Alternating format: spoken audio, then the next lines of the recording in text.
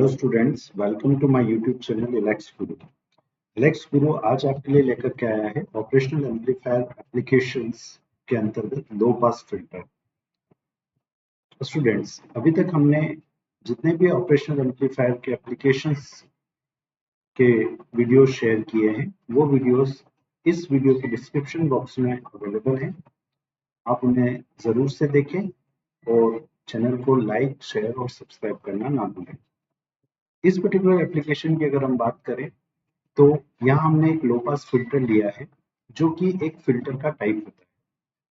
Filter students एक ऐसी device होती है जो कई फ्रीक्वेंसी कंपोनेंट्स से या कई तरह के अलग अलग फ्रीक्वेंसी सिग्नल्स से आपके लिए जो स्पेसिफिक फ्रीक्वेंसी सिग्नल होता है उस फ्रीक्वेंसी सिग्नल को या एक बैंड ऑफ फ्रीक्वेंसी सिग्नल को अलग करके आउटपुट में देता है। तो सिंपल वर्ड्स में अगर हम बोलना चाहें तो हम कह सकते हैं कि फिल्टर एक फ्रीक्वेंसी सेलेक्टिव सर्किट होता है। फिल्टर्स के टाइप्स की अगर हम बात करें तो फिल्टर कई बेसिस पर हम क्लासिफाई कर सकते हैं, जिनमें एक क्लासिफिकेशन होता है पास बैंड के बेसिस पर। पास बैंड कैरेक्टरिस्टिक्स के अकॉर्डिंग अगर हम फिल्टर की क्लासिफिकेशन को समझना चाहते हैं तो उससे पहले हम ये समझें कि जब हम किसी फिल्टर की बात करते हैं तो फिल्टर के ये जो पास बैंड और स्टॉप बैंड्स होते हैं ये क्या होते हैं। तो स्टूडेंट्स मान लीजिए कि ये किसी फिल्टर का फ्रीक्वेंसी रिस्पॉन्स है। फ्रीक्वेंसी रिस्पॉन्स से हमारा मीनिंग ये है कि वो फिल्टर इस गेन से इनपुट फ्रीक्वेंसी को मल्टीप्लाई करके आपको आउटपुट में दे रहा है। अगर हम ये मान लें कि हमारा फिल्टर इन दो फ्रीक्वेंसी के बीच में जो बैंड है या जो सिग्नल्स हैं इन सिग्नल्स को जाने देता है और 0 से F1 फ्रीक्वेंसी और F2 से आगे वाली फ्रीक्वेंसीज को ब्लॉक करता है या रोकता है। तो ये अगर यहाँ हमारी फ्रीक्वेंसीज ब्लॉक हो रही है तो इन फ्रीक्वेंसीज के बैंड को हम स्टॉप बैंड बोलेंगे। यहाँ पर भी इन फ्रीक्वेंसीज को अगर हम रोक रहे हैं तो ये हमारा स्टॉप बैंड हुआ, और अगर इन फ्रीक्वेंसी कंपोनेंट्स को हम पास कर रहे हैं तो इसको हम बोलते हैं पास बैंड। तो पास बैंड और स्टॉप बैंड के अकॉर्डिंगली अगर आप इनको क्लासिफाई करना चाहें, इनके टाइप्स के अकॉर्डिंगली अगर हम बात करें तो हमारे पास 5 टाइप के फिल्टर्स होंगे। एक लो पास फिल्टर जिसमें लो फ्रीक्वेंसीज के बैंड को आपका फिल्टर पास करेगा और बाकी फ्रीक्वेंसीज को रोकेगा। हाई पास फिल्टर जहां पर हाई फ्रीक्वेंसी किसी एक फ्रीक्वेंसी से हाई फ्रीक्वेंसी के सभी सिग्नल्स को फिल्टर पास करेगा और उस फ्रीक्वेंसी से कम फ्रीक्वेंसी के सभी सिग्नल्स को फिल्टर रोक देगा। बैंड पास फिल्टर एक बैंड ऑफ फ्रीक्वेंसी को पास करेगा, बाकी फ्रीक्वेंसीज को रोकेगा। बैंड स्टॉप फिल्टर एक बैंड ऑफ फ्रीक्वेंसी को रोकेगा, बाकी फ्रीक्वेंसीज को जाने देगा। और ऑल पास फिल्टर सभी फ्रीक्वेंसीज को जाने देता। तो जैसे जैसे हम कैरेक्टरिस्टिक्स समझते जाएंगे वैसे वैसे हमें इन मीनिंग्स को या इस क्लासिफिकेशन को समझना और आसान होता जाएगा। तो अभी हम बात करते हैं लो पास फिल्टर की। तो बाय डेफिनेशन अगर हम समझे तो ये एक ऐसा फिल्टर होगा जो एक किसी एफएच फ्रीक्वेंसी से, अगर मैं इसके पास बैंड कैरेक्टरिस्टिक्स को बनाना चाहूँ तो मैं ऐसा बना सकता हूँ कि कोई एक फ्रीक्वेंसी एफएच होगी, इस फ्रीक्वेंसी तक के सिग्नल्स को ये फिल्टर पास करेगा और उससे आगे की फ्रीक्वेंसीज को स्टॉप करेगा। मतलब हम यहाँ पर इसको पास बैंड बोल रहे हैं। एफएच फ्रीक्वेंसी तक पास बैंड है और उसके आगे की जो फ्रीक्वेंसी है ये स्टॉप बैंड। स्टूडेंट्स, यहाँ पर इसके एप्लीकेशन की अगर हम बात करें तो देखिए रियल टाइम में हम कई सारे एप्लीकेशन इसे देखते हैं। जैसे आपके पास मोबाइल फोन है, आपका पर्टिकुलर मोबाइल फोन किसी एक इंस्टेंट पर वर्किंग कंडीशन में और आपके पास कोई दूसरा व्यक्ति है वो भी उसी वक्त मोबाइल फोन को उपयोग कर रहा है। दोनों के जो सिग्नल है वो इसी पर्टिकुलर वातावरण या एनवायरनमेंट में है। इसी एनवायरनमेंट से आपका मोबाइल फोन आपके लिए जो स्पेसिफिक सिग्नल, जिस पर्टिकुलर फ्रीक्वेंसी पर सिग्नल आ रहा है उस पर्टिकुलर फ्रीक्वेंसी से लेकर के और आपको कम्युनिकेट करने में हेल्प कर रहा है, उसी टाइप से दूसरा व्यक्ति जो बात कर रहा है उसके लिए जो जिस पर्टिकुलर फ्रीक्वेंसी पर सिग्नल आ रहा है उस फ्रीक्वेंसी से वो सिग्नल लेकर के और उससे बात करा रहे हैं, उसको कम्युनिकेट करने में हेल्प कर रहे हैं। तो कुल मिलाकर के इस यूनिवर्स में सारे एप्लीकेशन के सिग्नल एक साथ एग्जिस्ट करते हैं। उन सिग्नल्स से अलग अलग फ्रीक्वेंसी पर वो सिग्नल्स होते हैं और उन सिग्नल्स को अलग अलग करने के लिए हमें इन फ्रीक्वेंसी सेलेक्टिव सर्किट्स की जरूरत पड़ती है, जिसको हम फिल्टर कहते हैं। फिल्टर का सामान्य हिंदी में अगर हम मीनिंग समझना चाहें तो हम इसको बोल सकते हैं छानने का काम करना। किसी पर्टिकुलर किसी मिक्सचर में से कुछ क्वांटिटी को अगर आपको अलग करना है तो उस प्रोसेस को हम फिल्टरिंग प्रोसेस बोलते हैं। तो यहाँ पर हमने एक लो पास फिल्टर का सर्किट बनाया है। इस लो पास फिल्टर के सर्किट में आप देखिए एक ऑपरेशनल एम्पलीफायर का उपयोग हमने किया है। यहाँ पर मैं इसका सप्लाई प्लस वीसीसी और माइनस डी बना देता हूँ। यहाँ पर हमने एक रेजिस्टेंस एक कैपेसिटर इस लो पास फिल्टर में यूज किया है। इन्वर्टिंग टर्मिनल पर फीडबैक रेजिस्टेंस आरएफ और आर1 कनेक्टेड है। यह आपका लोड रेजिस्टेंस है। यहाँ देखिए इस डेरिवेशन में स्टूडेंट्स के लिए जो सबसे इम्पोर्टेंट पॉइंट इस डेरिवेशन में होता है वो ये कैपेसिटर को ट्रीट करना, डील करना, मैथमेटिकली इसको डील करना। जब हम इन रेजिस्टेंस इंडक्टर और कैपेसिटर की बात करते हैं तो इन सब की यूनिट्स अलग अलग होती है। जैसे रेजिस्टेंस की अगर हम बात करें तो इसके साथ यूनिट ओम लिखी होगी। कैपेसिटर के साथ अगर हम बात करें तो यूनिट आपको फेरेड, माइक्रो फेरेड या मिली फेरेड लिखी हुई आपको मिलेगी। तो उस वक्त जब आप इनको सॉल्व कर रहे हैं तो उसके लिए आपके लिए यहाँ पर इम्पोर्टेंट ये हो जाता है कि हम इन रेजिस्टेंस और कैपेसिटर को एक ही यूनिट में लेकर के आए। तो एक ही यूनिट में लाने के लिए हम कैपेसिटर का रिएक्टेंस लिखते हैं और कैपेसिटर का रिएक्टेंस 1/j ओमेगा सी होता है। तो जब हम डेरिवेशन करेंगे तब हम कैपेसिटर को फेरेड में ना लेकर के ओम में कन्वर्ट करने के लिए हम इसका रिएक्टेंस कंसीडर करेंगे जो कि 1/j ओमेगा सी होगा।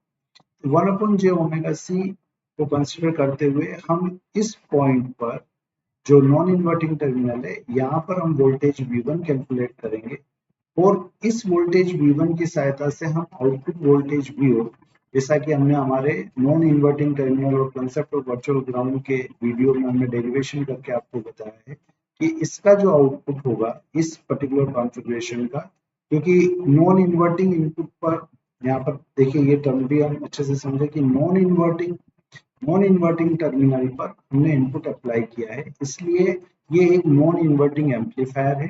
फीडबैक रेजिस्टेंस RF और R1 यहाँ पर कनेक्टेड है, इसलिए इसका गेन हो गया 1 plus RF upon R1 non inverting amplifier का, और आउटपुट वोल्टेज हमें मिलता है 1 plus RF upon R1 into V1। V1 क्या है? नॉन इन्वर्टिंग टर्मिनल पर अप्लाई होने वाला वोल्टेज। तो अब हम देखिए स्टूडेंट्स यहाँ पर ये समझे कि ये जो आउटपुट वोल्टेज हमें मिलने वाला है इस आउटपुट वोल्टेज को सिंप्लिसिटी के लिए मैं ए V1 लिख देता हूँ, जहां पर ए हमने माना है 1 प्लस RF अपॉन R। तो हमारा टारगेट अभी ए V1 निकालना है, या हम सिंपल वर्ड्स में बोलना चाहे तो हमें V1 निकालना है। एक बार V1 आ जाता है, ये वोल्टेज अगर मुझे मिल जाता है तो मुझे यहाँ पर इस पर्टिकुलर सर्किट से जो आउटपुट मिल रहा है वो आउटपुट मिल जाएगा। V1 निकालने के लिए देखिए ये दोनों टर्मिनल ग्राउंड है तो हम दोनों को कनेक्ट कर सकते हैं। यहाँ से बहने वाला करंट अगर हम निकाल लें तो करंट की सहायता से हम V1 लिख सकते हैं I इंटू 1/j ओमेगा सी। देखिए दुनिया बहुत आसान हो गई है। जैसे ही हमने इसकी यूनिट ओम कंसिडर की, जैसे ही हमने कैपेसिटर का रिएक्टेंस लिखा और उसकी यूनिट ओम कंसिडर की, V is equal to IR relation से हमने आसानी से वोल्टेज V1 कैलकुलेट कर दिया। तो ये इंपॉर्टेंट पॉइंट होता है। अब हम आसानी से I निकाल सकते हैं। I voltage V in upon R plus 1/j omega C हो जाएगा। तो यहाँ से देखिए हम इसको V1 इक्वल टू हम लिख सकते हैं V in applied voltage upon total resistance, जो कि रिएक्टेंस और रेजिस्टेंस R का एडिशन है, इंटू 1/j ओमेगा सी। इसको अगर हम सिंप्लीफाई करें तो हमारे पास V1 का मान आ जाएगा। इसको देखिए मैं यही सिंप्लीफाई कर देता हूँ। V1 इज इक्वल टू हो जाएगा V इन इंटू 1/j ओमेगा सी और डिनोमिनेटर में हो जाएगा 1 प्लस जे ओमेगा आर सी अपॉन जे ओमेगा सी। इसको अगर हम फर्दर सिंप्लीफाई करें तो ये देखिए जे ओमेगा सी कैंसिल आउट हो रहा है, और अगर ये कैंसिल आउट हो रहा है तो हम यहाँ से लिख सकते हैं ये हो जाएगा V in upon 1 plus J omega R C. इसको मैं एक और नए फॉर्मेट में एडजस्ट करूंगा, लेकिन अभी नहीं कर रहा। अभी मैं सीधे यहाँ से आउटपुट वोल्टेज यहाँ पर लिखना चाहूंगा। देखिए आउटपुट वोल्टेज अब हो जाएगा इसी इक्वेशन से, आउटपुट वोल्टेज हो जाएगा A times V in upon 1 plus J omega R C. ये हमारा आउटपुट वोल्टेज है, ये आउटपुट वोल्टेज हो गया V in upon 1 plus J omega R C, जो कि हमने यहाँ से गिवन का यहाँ पर। अब यहाँ से देखिए मुझे, अगर मैं इस सर्किट का ओवरऑल गेन निकालने की बात करूं तो मैं यहाँ से लिख सकता हूँ वीओ अपॉन वी। ये हमारा output voltage upon input voltage overall gain हो जाएगा। तो ये हो रहा है A upon 1 plus J omega R C. तो इसी को हम फर्दर देखिए। अब मैं थोड़ा सा इसको यहाँ क्लियरली लिख करके फर्दर आगे सोल्व करूँगा। VO upon V in equal to A upon 1 plus J omega R C. इसको देखिए, अब इसका मैग्नीट्यूड मुझे लेना है। तो मैग्नीट्यूड लेने से पहले मैं यहाँ पर एक छोटा सा चेंज कर रहा हूँ, वो आप समझिएगा। यहाँ जो ओमेगा है, इस ओमेगा को हम लिखते हैं 2 पाई इंटू एफ। इसलिए यहाँ पर मैं एक नई टर्मिनोलॉजी इंट्रोड्यूस कर रहा हूँ, F H equal to 1 upon 2 pi R C. अगर हम ये एफ एच मान लें 1 अपॉन 2 पाई आर सी, तो इस वीओ अपॉन वी इन को हम लिख सकते हैं यहाँ से, इस इक्वेशन से। देखिए ये हो जाएगा ए अपॉन 1 प्लस जे को हमने चेंज नहीं किया, ओमेगा 2 पाई एफ आर सी था, तो एफ बच गया। और ये जो 2 पाई आर सी 2 पाई एफ इंटू आर सी है। यहाँ पे इस पूरी टर्म को अगर अपन देखें तो जे ओमेगा आर सी है, इसको हमने लिखा जे 2 पाई एफ इंटू आर सी। ये जे और एफ ये हमने न्यूमरेटर में लिख लिया, इसके डिनोमिनेटर में जा रहे देखिए 2 पाई आर सी, तो ये अपन नीचे लिख सकते हैं एफ एच। ये एफ एच हम क्यों लिख रहे हैं, इंटेंशनली लिख रहे हैं, वो अभी आपको थोड़ी देर में समझ में आएगा। तो देखिए अब मैं यहाँ पर फाइनली इस एक्सप्रेशन को लिख रहा हूँ VO upon V in equal to A upon 1 plus j F upon F H, क्योंकि ये एफ एच फ्रीक्वेंसी से ही हमारा पूरा डेरिवेशन आगे का कंटिन्यू होगा। तो यहाँ पर देखिए अब हम इसका मैग्नीट्यूड ले लेते हैं। मैग्नीट्यूड अगर हम इसका लेते हैं तो V O upon V in magnitude हो जाएगा A upon root over 1 plus F upon F H का होल स्क्वायर। आपको पता है ए प्लस आयोटा बी का मैग्नीट्यूड अगर हम लेते हैं तो मैग्नीट्यूड होता है root over A square plus B square, इसी रिलेशन से। अब यहाँ पर देखिए स्टूडेंट्स, आपको ये भी समझ में आ रहा होगा कि क्यों इलेक्ट्रिकल इलेक्ट्रॉनिक्स इंजीनियर आई के बजाय जे का उपयोग करते हैं, क्योंकि अभी थोड़ी देर पहले देखिए हमने यहाँ पर करंट आई लिया। अब अगर हम आयोटा की जगह पर, आयोटा के स्थान पर अगर हम जे यूज ना करें तो ये आई और उस जे में हमें कंफ्यूजन होगा। इसलिए generally electrical electronics engineers iota के स्थान पर जे का यूज करते हैं, जिसका मान होता है रूट ओवर -1।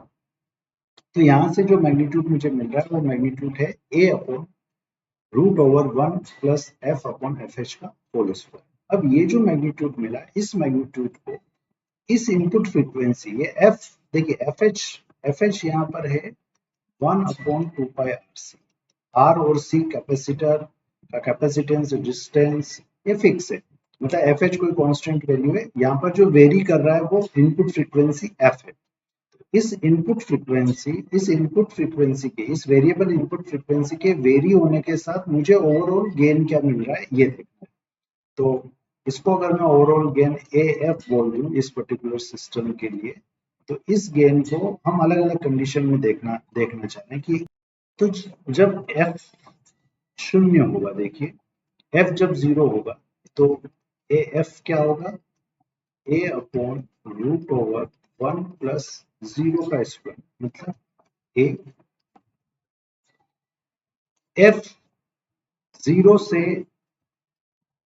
बड़ा है और एफ एस से छोटा है, तो देखिए ए एफ का मान क्या होगा, A upon root over 1 plus F upon F H. अगर एफ एच बड़ा है तो ये छोटा मान होगा, एफ अपॉन एफ एच की वैल्यू अगर अपन देखें तो ये वैल्यू छोटी होगी, और छोटी होगी, छोटे का स्क्वायर और छोटा होगा, मतलब अप्रोक्सीमेटली ए हमें मिल। F equal to F H पर अगर हम बात करें तो F equal to F H पर हमारा जो गेन है, ओवरऑल गेन, वो हो जाएगा 1 अपॉन रूट ओवर 1 प्लस 1 का square F upon F H. F की जगह एफ एच है, एफ एच कैंसिल हो जाएगा, 1 बचेगा, मतलब ये मिल रहा है मुझे ए बाय रूट 2। और अगर f बहुत बड़ा है एफ एच से, f बहुत बड़ा है एफ एच से, तो देखिए f का मान क्या हो जाएगा, a अपॉन, अगर ये बहुत बड़ा है मतलब डिनोमिनेटर में क्वांटिटी इनफाइनाइट होगी तो ये हो जाएगा। अब ये जो चार कंडीशंस हमने देखी, तो इन चारों कंडीशंस को अगर हम प्लॉट करें तो देखिए हमें क्या मिल रहा है, ये हमारा ओवरऑल गेन ए एफ है, 0 फ्रीक्वेंसी पर हमें ए गेन मिला, और यहाँ सपोज एफ एच फ्रीक्वेंसी है, एफ एच फ्रीक्वेंसी पर मुझे कुछ A F A upon root 2 gain मिल रहा है, तो सपोज ये वो फ्रीक्वेंसी है एफ एच। तो ये गेन ए 0 पर था, वो धीरे धीरे कम होता होता एफ एच पर ए बाय रूट 2 हो गया, और जैसे जैसे फ्रीक्वेंसी बढ़ती जाएगी ये कम होती जाएगी। तो यहाँ देखिए हम ये कह सकते हैं कि 0 से लेकर एफ एच तक की फ्रीक्वेंसी को हमारा जो ये पर्टिकुलर सर्किट है, ये सर्किट 0 से लेकर के एफ एच फ्रीक्वेंसी तक के सिग्नल्स को किसी एक कांस्टेंट से मल्टीप्लाई कर रहा है, और जैसे जैसे हम एफ एच से आगे जा रहे हैं वैसे वैसे इस कांस्टेंट का मान बहुत कम होता जा रहा है, और बहुत बड़े एफ एच फ्रीक्वेंसी की वैल्यू एफ एच से बहुत ज्यादा होने पर वो मान, गेन का मान शून्य हो जाएगा, ओवरऑल गेन का मान शून्य हो जाएगा, मतलब मुझे आउटपुट क्या मिलने लग जाएगा, 0 मिल जाएगा। तो इस प्रकार से हम ये कह सकते हैं, देखिए अगर मैं आइडियल कैरेक्टरिस्टिक्स की बात करूं, आप समझिएगा इस पॉइंट को यहाँ पर आप अपने समझना होगा। अगर हम आइडियल कैरेक्टरिस्टिक की बात करें तो आइडियली हमें ये रिस्पॉन्स मिलना चाहिए, लेकिन हमें ये रिस्पॉन्स, ये जो रिस्पॉन्स मैंने रेट से ड्रॉ किया है, ये आइडियल रिस्पॉन्स है। आदर्श रूप से मेरा फिल्टर मुझे 0 से एफ एच फ्रीक्वेंसी की सभी फ्रीक्वेंसी को किसी एक कॉन्स्टेंट से मल्टीप्लाई होते हुए मल्टीप्लाई करके मुझे आउटपुट में देना चाहिए, और एफ एच से ज्यादा के लिए उस कॉन्स्टेंट की वैल्यू क्या हो जानी चाहिए, 0 हो जानी चाहिए। तो एग्जैक्टली ऐसा नहीं हो रहा है, लेकिन हाँ एफ एच से ज्यादा फ्रीक्वेंसी पर सिग्नल्स अटेन्यूएट होना स्टार्ट हो गया है, और 0 से एफ एच तक की फ्रीक्वेंसीज को वो किसी एक कॉन्स्टेंट ऐसे या एक ही ए से कुछ कम वैल्यूज से वो मल्टीप्लाई कर रहे हैं। तो स्टूडेंट्स ओवरऑल हमारा ये जो सर्किट है, ये सर्किट हमने मैथमेटिकली प्रूव किया कि एक लो पास फिल्टर की तरह कार्य कर रहा है। तो इसी तरह और भी एप्लीकेशंस देखने के लिए और मैथमेटिकली उनको समझने के लिए आप वीडियोस देखते रहें, लाइक करें, शेयर करें, सब्सक्राइब करें। Thank you.